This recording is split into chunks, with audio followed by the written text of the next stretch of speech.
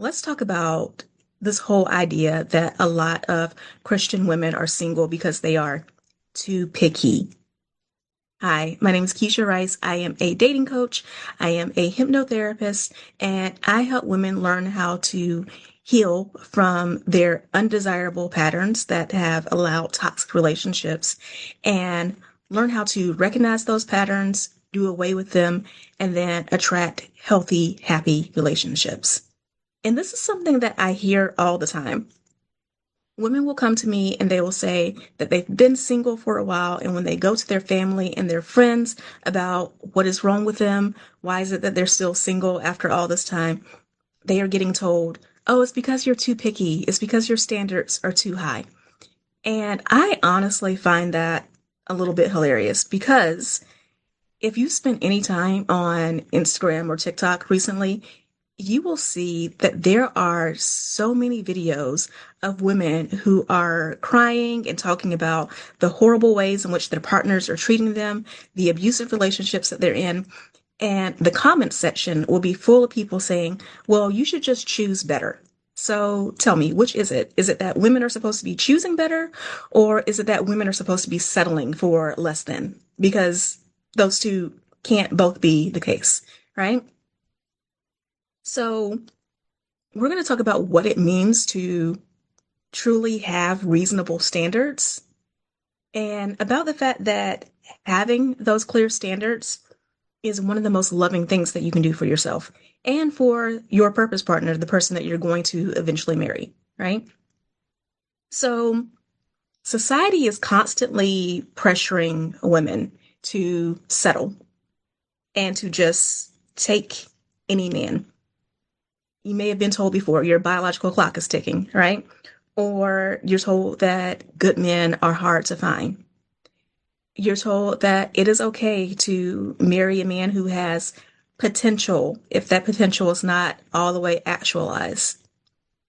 Especially if you are a Christian woman, you get this message because there's so many talking points about how a good saved Christian woman can also save her husband through her prayer and through her being so loving and nurturing and giving grace.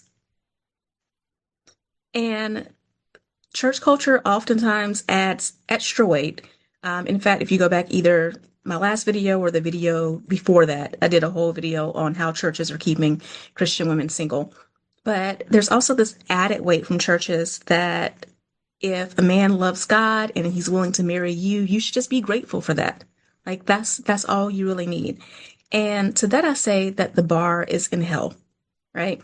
Um, this messaging oftentimes leads women to doubt their discernment, doubt their intuition. And I think that is tragic because all this talk about feminine energy, that is one of the most quintessential feminine things. We don't ever talk about a man's intuition. We talk all the time about female intuition and about how oftentimes we just have this knowing when something is wrong and when something is off. And that is God given, which means that we shouldn't allow people to try to take that away from us and try to gaslight us and make us doubt that. You know when a relationship is not in alignment with what it is that you need or in God's plans for your life.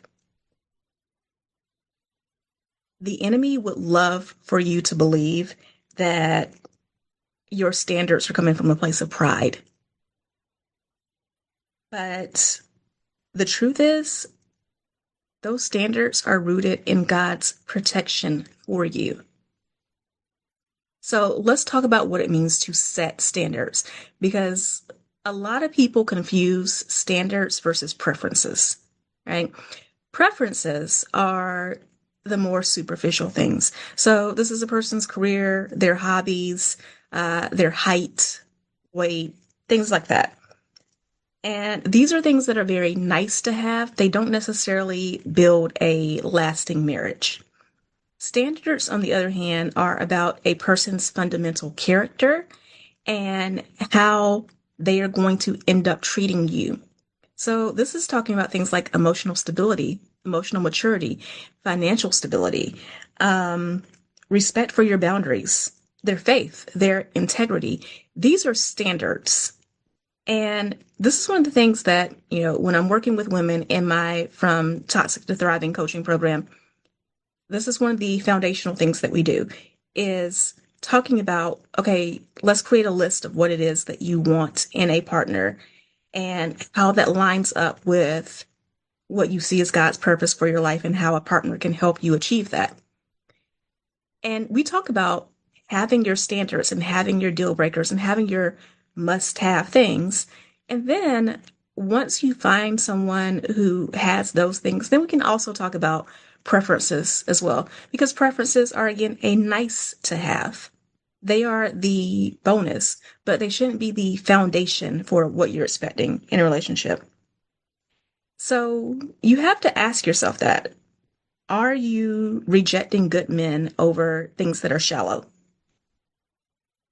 Or are you rejecting men who fail to meet standards that honor you and honor your relationship with God? And also, on the other hand, are you placing too much emphasis on the nice to haves? Are you staying with men who have your looks preferences or, your financial preferences, but they treat you like trash and they don't uphold the standards that you say that you set for yourself? Because I see that happen as well. When you hold to your standards, the true standards, you're not being picky. You are operating in purpose, right? When you are with a man who truly values a healthy, godly relationship, he's not going to be intimidated by the fact that you have standards. In fact, he's going to appreciate that because he holds himself up to a high standard and he's going to want that respected. And he's going to expect that the partner that he has also holds herself up to a high standard.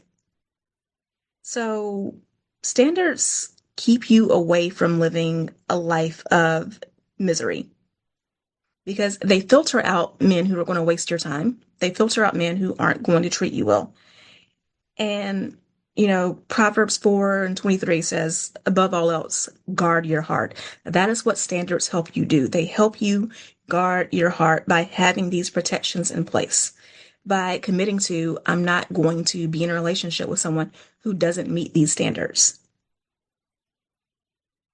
So, in order to walk this out in your daily life and your dating journey, you have to have a balance. Your checklist can't be so set in stone and so rigid that it keeps you from having a real connection. Again, when I'm working with clients on their love list, your love list can't be like 20 pages, right? But at the same time, there is this balance of having what are those few must haves? Because there are going to be some things that, 4 or 5 things that you absolutely cannot be in a good relationship without. And that's going to be individualistic, that's going to be based on what it is that you need and desire in a relationship. So you definitely want to stick to those few foundational things and then be open to having the majority of your preferences met. But you really want to also allow yourself to stay in prayer and stay in conversation with God, to open up your eyes, to help you hone your discernment, to recognize that sometimes God will send certain things, certain qualities in a person that you didn't really know you needed until you encountered that purpose. Because you don't need a man who is perfect, right? But you do need a man who is perfectly aligned with your purpose. So by understanding yourself, knowing those foundational must-haves and sticking to those, and then allowing some openness and continued conversation with God as you're going through your dating journey, you will find someone who aligns with that purpose. So if this message resonates with you and you are struggling to know the difference between standards and being too picky, and I just want to say, that if you are able to uphold the standard yourself, you're not being too picky. If a standard for you is someone who values education and you have spent years getting degrees, you're not being too picky. If a standard for you is financial stability and you have been working on your finances and creating that financial stability, you're not being too picky. If a standard for you is someone who is self-aware, emotionally mature, and has done work on themselves, and you are out here seeing a coach, seeing a therapist, doing the journaling, doing the shadow work, you are not being too picky because you're not asking for anything that you can't do for yourself, right? But if you've been struggling with that, that is what I help women with in my From Toxic to Thriving coaching program. I help women learn how to uncover those past relationship wounds, learn how to break free from the toxic cycles of unhealthy relationships, and then learn how to step into dating with confidence and discernment. It is a 12-week program. It is private one-on-one coaching, so individual attention, individualized plan, and it will help you learn how to go into dating with discernment and confidence as well.